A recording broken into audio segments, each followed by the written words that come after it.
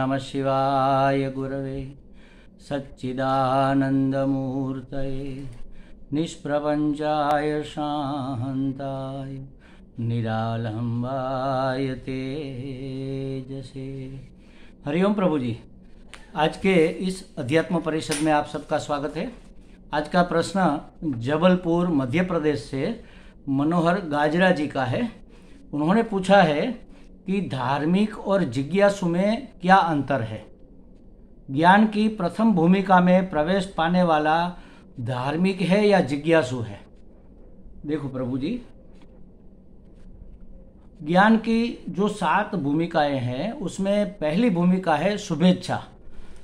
शुभेच्छा मतलब कि कल्याण की इच्छा होना, शुभ की इच्छा होना, हितकारी वस्तु की इच्छा होना, उसका नाम है शुभेच्छा। तो धार्मिक व्यक्ति ज्ञान की प्रथम भूमिका वाला माना जाएगा। धर्म कर्म करता है, अपने वर्ण और आश्रम के अनुसार जो अपने कर्तव्यों का पालन करता है और परोपकार का बिना किसी की बदले की अपेक्षा रखे परोपकार के कार्य करता है, सेवा के कार्य करता है, उसको धर्म कहते हैं। तो धर्म से पुण्य पैदा होता है और अंतःकरण शुद्ध भी होता है। इसी को अपने धर्म के अनुसार कोई अपेक्षा न रखते हुए कार्य करने का नाम ही कर्मयोग है। तो कर्मयोग से अंतःकरण शुद्धि होती है। अंतःकरण शुद्धि होने से क्या होगा कि फिर एक के बाद एक कदम आप आगे चलते जाएंगे, विवेक जागृत होगा। जब अंतःकरण शुद्ध है तो शुद्ध स्पष्ट दिखाई देगा कि वास्तव में जीव क्या है, जगत क्या है, जगदीश क्या है, हमारी कामना क्या है, कामना की पूर्ति क्या है, स्वर्ग क्या है, नरक क्या है, पाप क्या है, पुण्य क्या है, करने योग्य क्या है, नहीं करने योग्य क्या है, ये सब विवेक जगता है। और अब तक जो किया उससे क्या मिला और हमें जो चाहिए वो आगे ऐसा ही करते रहने से मिलेगा या नहीं मिलेगा, ऐसा विवेक जागता है अंतःकरण शुद्ध होने से। और जब विवेक जागता है तो जो निकम्मी बातें हैं, हमारे काम की नहीं, हमारे कल्याण की नहीं, हमारे उपयोग की नहीं, वह छूट जाती है। तो जो निकम्मी चीज़ है वह छूट जाए और काम की चीज़ को हम अपना ले, उसको कहेंगे वैराग्य। और विवेक वैराग्य ऐसा करते करते षट्क संपत्ति, समाधि षट्क संपत्ति इसके बाद, और इसके बाद मुमुक्षा जागती है। जब मुमुक्षा जागती है तो फिर इससे आगे व्यक्ति बढ़ता है। देखो, एक अपरोक्षानुभूति का एक श्लोक है, स्ववर्णाश्रम धर्मेण तपसा हरितोषणात् साधनम प्रभवेत पुंसाम वैराग्यादि चतुष्टयम। क्या अर्थ है इसका कि स्ववर्ण और आश्रम धर्म का पालन करने रूप तप से, हरि को प्रसन्न करने से वैराग्य आदि साधन चतुष्टय प्राप्त होते हैं। कौन से साधन है ये वैराग्य आदि? वैराग्य से शुरू करके, आदि माने वहाँ से शुरू करके सभी साधन, जो 4 साधन कहे गए हैं ज्ञान प्राप्ति के, वह प्राप्त होते हैं। तो हमने जो कहा ना कि धर्म का पालन करना है, धर्म का पालन करना माने अपने कर्तव्यों का पालन करना। किस वर्ण में हमारा जन्म हुआ है, किस वर्ण का हम कार्य कर रहे हैं और किस आश्रम में है, ब्रह्मचर्याश्रम में है, गृहस्थाश्रम में है, वानप्रस्थाश्रम में है या संन्यासाश्रम में है, ब्राह्मण है, क्षत्रिय है, वैश्य है, शूद्र है, हमारे कर्म कैसे है, ब्राह्मण के कर्म है, क्षत्रिय के कर्म, चाहे वैश्य ही भी हो लेकिन वह अगर शिक्षक का काम कर रहा है तो वह ब्राह्मण है। तो अपने वर्ण और आश्रम के धर्म के अनुसार तप करने से, तप करना माने किसी भी संजोग हो जाए, कोई भी परिस्थिति आ जाए, हम अपने कर्तव्य से च्युत नहीं होंगे। कष्ट को सहन करके भी अपने कर्तव्य का पालन करेंगे, इसका नाम है तप। तो तप पूर्वक अपने वर्णाश्रम धर्म का पालन करेंगे तो इससे क्या होगा, हरि प्रसन्न हो गए, श्री हरि तोषणात्, हरि की प्रसन्नता प्राप्त होगी और वह हमें साधन चतुष्टय प्राप्त करा देंगे। विवेक जाग जाएगा, अंतःकरण शुद्ध हो गया, विवेक जाग गया कि ये करने योग्य है, ये करने योग्य नहीं। विवेक जाग गया, जो निकम्मी चीज़ है वह छूट जाएगी, उसको कहेंगे वैराग्य। फिर आती है समाधि षट्क संपत्ति 6 सम दम आदि। सम माने मन का कंट्रोल, मन का संयम, और दम माने इंद्रियों का संयम। फिर उपरति माने जो काम की चीज़ नहीं है उसकी उपेक्षा। तितिक्षा माने जो हमारे मन के मुताबिक नहीं हो रहा है उसको सहन कर लेना।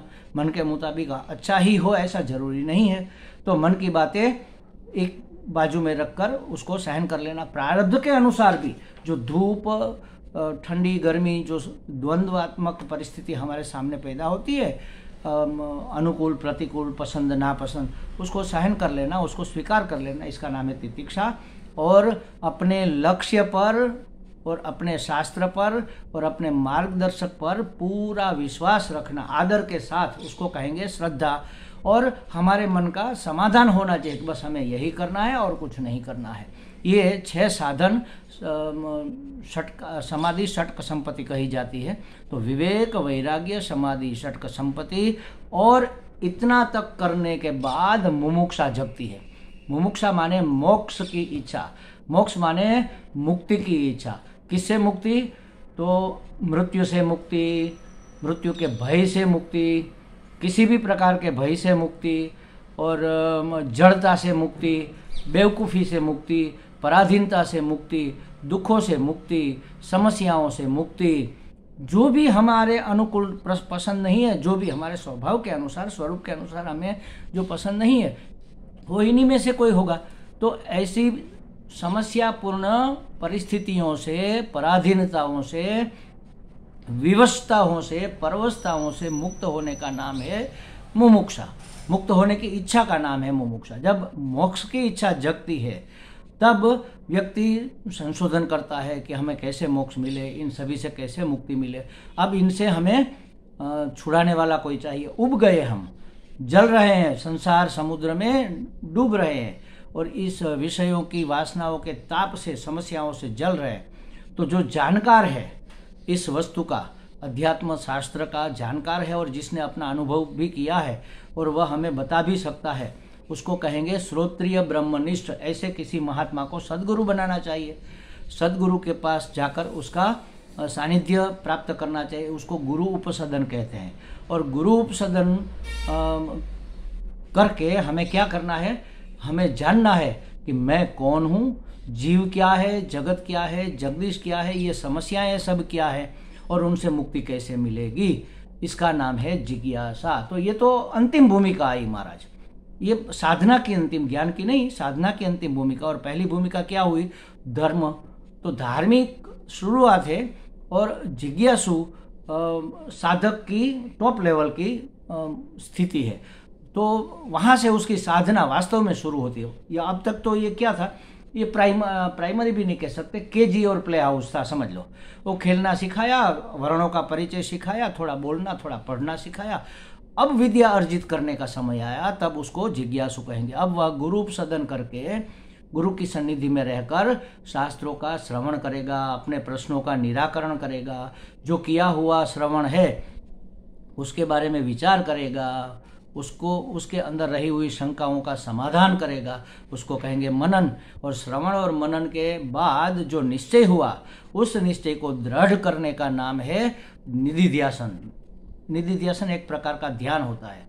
जैसे हमें समझ में आ गया कि अहम ब्रह्मास्मि, कैसे हम ब्रह्म है, कैसे हम ईश्वर है। हम ईश्वर तो नहीं हो सकते, हम तो परिच्छिन्न है, ईश्वर तो सर्वव्यापक है। हम तो अल्पज्ञ है, ईश्वर तो सर्वज्ञ है। हम तो अल्पशक्तिमान है, ईश्वर तो सर्वसमर्थ है, सर्वशक्तिमान है। तो कैसे हम और ईश्वर में एकता हो सकती है, इसके बारे में सोचना, मनन और चिंतन, इसको कहेंगे निधिध्यासन। और तब फिर ज्ञान होता है। जब ज्ञान हो जाता है, परोक्ष में से अपरोक्ष जब ज्ञान होता है, तो वह ज्ञान की चौथी भूमिका होती है। यहाँ तक हमारा प्रयास था। फिर हमारे प्रयास के फोर्स से अपने आप हम आगे आगे के लेवल पर चले जाएंगे। फिर कुछ करना नहीं है, फिर अपने आप छलांग लग जाएगी, प्राप्त हो जाएगा। जैसे पंखा चालू है, हम स्विच बंद कर दे तो भी थोड़ी देर घूमता रहता है। उसी तरह चौथी भूमिका तक तीव्रता पूर्वक अगर हमने साधना की है, लालायित होकर, तत्परता से, तो फिर 5वीं, 6ठी और 7वीं भूमिका अपने आप आती जाएगी। ये 5वीं भूमिका, 6ठी भूमिका, ये अवधूत कक्षा की भूमिका है। 7वीं भूमिका तो अंतिम भूमिका है, इसके बाद तो शरीर ही छूट जाता है। तो ये अवधूत लेवल का ज्ञान हो गया। चौथी भूमिका जो हमारे सद्गुरु होते हैं, चौथी 5वीं भूमिका में होते हैं, जो वैराग्यवान विवेकवान होते हैं, जो श्रोत्रिय होते हैं, जो ब्रह्मनिष्ठ होते हैं, ऐसे गुरु से ही हमारी जिज्ञासा का समाधान हो सकता है और हमें मोक्ष की प्राप्ति हो सकती है। तो ये डिफरेंस है धार्मिक और जिज्ञासु में। और धार्मिक है वह ज्ञान की प्रथम भूमिका में माना जा सकता है। हमें लगता है मनोहर जी को कुछ स्पष्टता हो गई होगी। हरि बोल।